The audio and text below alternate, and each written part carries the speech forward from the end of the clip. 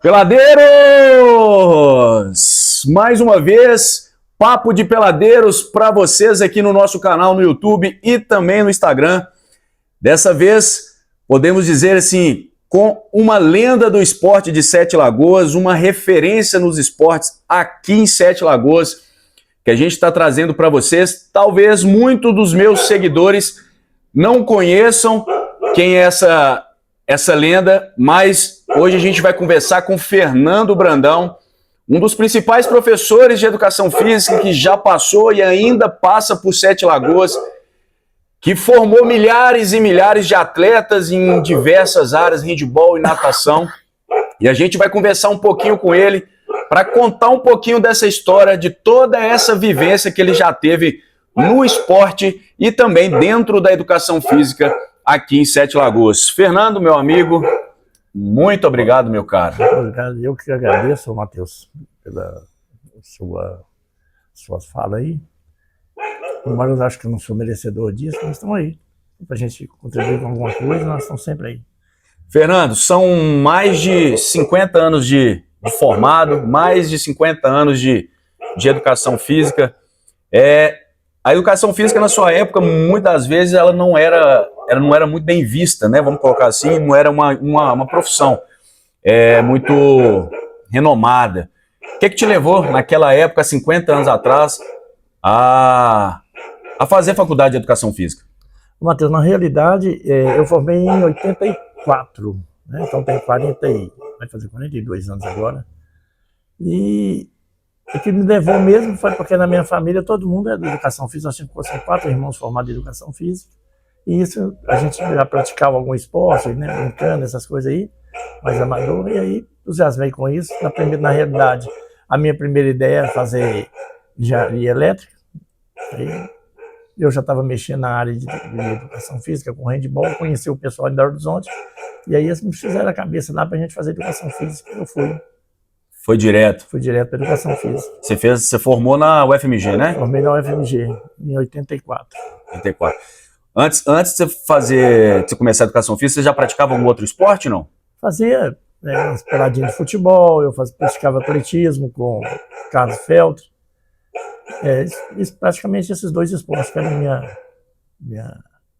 diversão. Sua paixão, né? Ô Fernando, e ao mesmo tempo que a educação física naquela época, ela não era dividida, né? Era licenciatura e o bacharel, a gente já formava em tudo, né? Tinha uma estrutura completa de formação.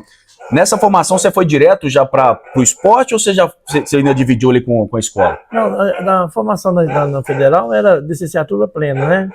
Então ele não tinha essa divisão que tem hoje. Então a gente tinha alguns conteúdos que a gente escolhia, 2 conteúdos para a gente fazer especialização no final do curso. E aí tinha um curso de 6 meses cada um. Eu optei por fazer em handebol e natação. E aí formei e comecei a trabalhar. E aí, junto dessa área aí, do esporte, o ponto mais importante era a educação, né? Trabalhava muito com educação. Eu trabalhei muitos anos com educação. E dentro da educação, o esporte também fazia parte dele. Você já citou aí, o handebol, você é um dos principais treinadores que passaram, né? Passam ainda por Sete Lagoas no handebol. E você, assim como eu, foi professor de diversos atletas em Sete Lagoas, inclusive atletas que pegaram seleção mineira, seleção brasileira, que saíram da sua mão, e também a natação. A gente pode falar de carteirinha, porque eu fui seu atleta, minha mãe foi sua atleta, minha irmã foi sua atleta, então você tem essas duas vertentes como esporte. Qual dos dois você acha que você teve assim, mais sucesso, ou que você gostou mais de trabalhar? E toda a vida eu usei o esporte como uma ferramenta de educação. Então eu não tinha como separar isso aí. Mas eu me dei mais com o handebol porque era mais fácil da gente participar das competições estaduais, né? E aí ficava mais... a gente tinha uma ferramenta melhor para a gente trabalhar a educação, que era no esporte coletivo. Então no esporte coletivo é mais, eu acho, né, que é mais fácil a gente trabalhar isso aí. A formação do ser humano, e a questão do relacionamento interpessoal deles. E foi uma época para mim, de grande sucesso nos meus objetivos. Uhum. Né? E você tinha, e nessa época que você começou a trabalhar, você teve muito desafio, principalmente vamos falar aí na área do alto rendimento, você teve muito desafio nessa época, principalmente com o handball, já que você já foi seu ponto inicial? O trabalho de alto rendimento, ainda mais alto rendimento mesmo na época, não era. A gente não tinha como apoio para trabalhar isso. O que acontecia é que o esporte escolar era mais, acho que um pouco mais valorizado do que agora, e aí dali saía as seleções do estado para disputar esses jogos brasileiros.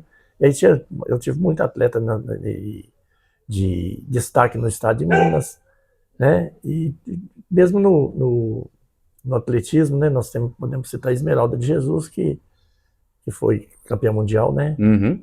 Então foi um destaque grande e era aluno da gente. Ela foi minha aluna no handball e depois passou para o atletismo, mas é uma grande amiga que eu tenho até hoje.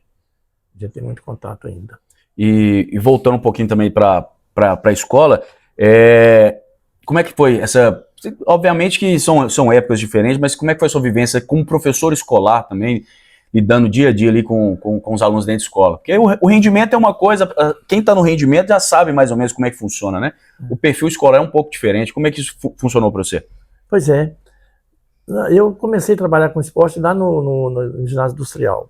Aí tinha um apoio muito grande da direção da escola, e aí a gente conseguiu um trabalho bom dentro do esporte, e naquela época a disciplina era o ponto-chave, né? Foi na época de um regime militar que nós tínhamos, então a gente tinha e teve muito apoio para o esporte nessa época, a gente não pode negar isso, e que me fez tomar mais gosto ainda com isso aí, além do apoio que a gente tinha. Hoje é mais difícil porque a gente fica dependendo do poder público, fica mais complicado, né? Porque é muita coisa e eles não conseguem mesmo atender todo mundo, então dentro do esporte fica mais difícil. E na área privada aí é complicado você conseguir alguma coisa também. Mas aí, então estamos aí trabalhando ainda, tentando fazer alguma coisa. Né? Aí você acha, né, pensando por esse lado aí, você acha que essa hoje é a grande diferença de a gente ter menos incentivo, principalmente de esportes escolares, igual o campeonato, a gente tinha lá o campeonato do Sesc, outros campeonatos que a gente participava, né, na época do handball. Você acha que essa talvez seja a grande diferença do passado para o presente, essa falta vamos colocar, essa falta de incentivo para a própria educação física escolar, para o esporte escolar, do passado para o presente hoje? Tem algumas coisas que mudaram muito, né? Alguma coisa eu acho que foi bom, outras eu acho que não foi tão legal. Por exemplo, hoje, nas aulas de educação física, o aluno tem que ter uma aula teórica, e aí exige que seja feito dentro de sala de aula. Eu acho que isso aí prejudicou muito, né? E outro detalhe importante é que essa mudança que nós estamos tendo aí no mundo, né? Hoje é difícil até de você conseguir o aluno para poder praticar o esporte, porque você tem 1001 compromissos, né? Isso. Hoje o aluno entra numa escola aí 7 horas da manhã, sai 5 horas da tarde, né? Então ele não tem tempo de fazer mais nada. Então é complicado, né? Eles estão preocupados muito com a formação acadêmica e essa formação que a gente tinha antes, que era a formação social mesmo, ficou meio de lado, né? Hoje os meninos querem mais, fica tudo na base do celular, né? Então não tem esse entusiasmo de estar jogando. Essa vivência mais, né? E aí tem outras coisas, né? Por exemplo, hoje nós temos uma outra escolinha que eu acho que às vezes ilude muito o menino, né? Porque um grupo muito grande, porque se estão lá na expectativa de conseguir alguma coisa com o esporte, principalmente com o futebol, e a gente sabe que na realidade é uma porcentagem muito pequena que vão chegar lá, né?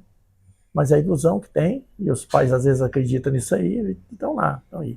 Então vamos continuar nessa luta aí, para ver até onde é que a gente consegue chegar.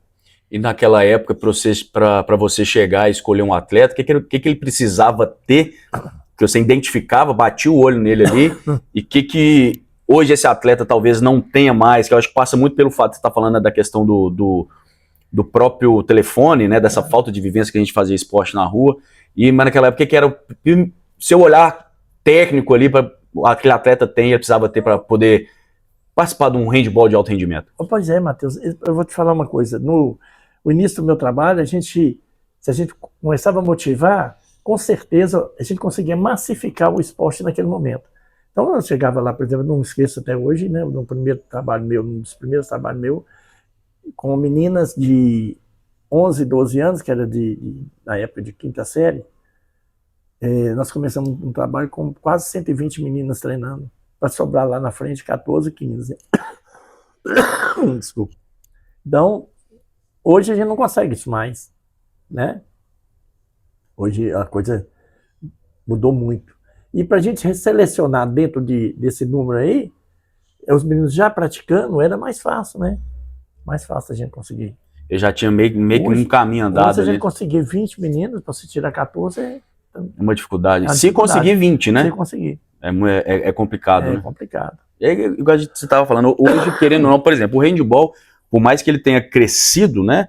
A seleção brasileira, principalmente a seleção brasileira feminina, né? Que tem um destaque um pouco maior, muitas atletas foram embora, mas mesmo assim é um esporte pouco ainda divulgado, né, no país, ele é pouco disseminado no país, que não desperta tanta vontade dessas crianças que estão dentro da escola para poder participar do esporte, igual foi natação, que já é mais um esporte mais bem visto, né? Mas hoje, por exemplo, eu tenho uma ex-atleta minha que saiu, foi lá para o Paraná, e lá mesmo ela já desistiu de jogar. Ela foi lá, ganhou bolsa de estudo, e falou outro dia que parou de jogar e está só trabalhando e estudando. Já ficou lá um ano como profissional e largou, porque não tinha tempo para mais nada. Então a cobrança fica muito grande e os meninos aí de 18, 19 anos não aguentam isso mais não, eles têm outras coisas para fazer. Então, por exemplo, ela só podia estudar e treinar, não podia fazer mais nada, aí não aguentou o tranco, não, largou e foi trabalhar. E você acha que, como, por exemplo, com esse ponto, né, que você colocou com esse exemplo, você acha que isso fez o esporte perder um pouquinho da essência dele? Na base, sim. Na base, sim. Muito, né? Hoje, a base, eu vou te falar que, principalmente aqui em Sete Lagoas, eu acho, né? A limitação de todo lado, por exemplo, a questão da educação física mesmo na escola, de ser obrigatório uma aula teórica, quer dizer, o menino vai fazer uma aula só por semana. Quando chega no ensino médio, às vezes ele não tem nenhuma aula prática, tem uma aula teórica.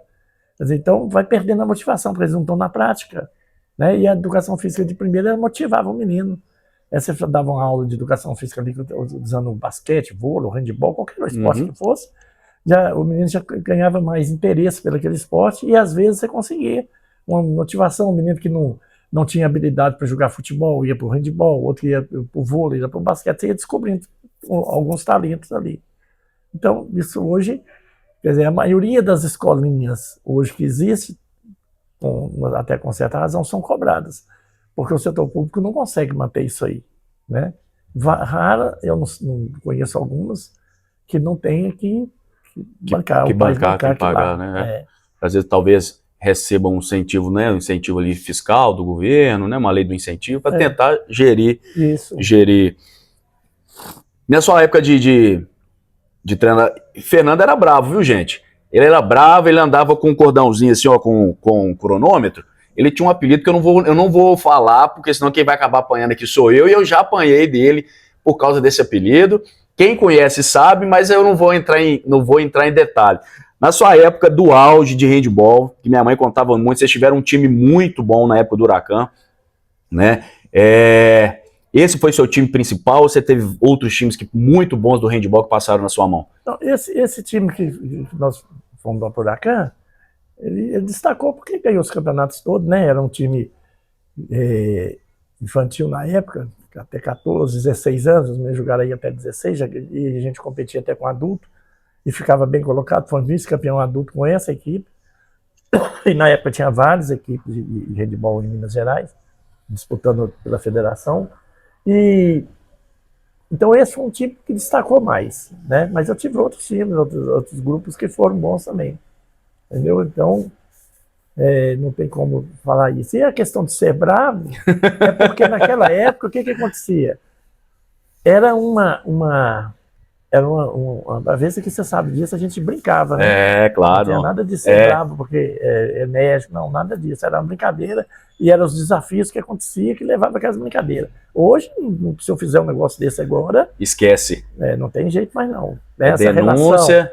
Essa relação de aluno-professor ficou muito, como é que eu vou te falar? Muito prejudicado pelos os direitos, tá certo? Que foram dando sem explicar quais são, né? Uma relação daquela que a gente tinha, né? De brincar, de bater, de amizade que tinha, né? Ficava na base do desafio. O desafio era feito entre os alunos. Isso. Né? Quem conseguia fazer isso, né? Mexer comigo ali para a gente brincar e não conseguia não apanhar, era aquela brincadeira. E o próprio respeito que foi construindo, né? E hoje não tem isso mais não.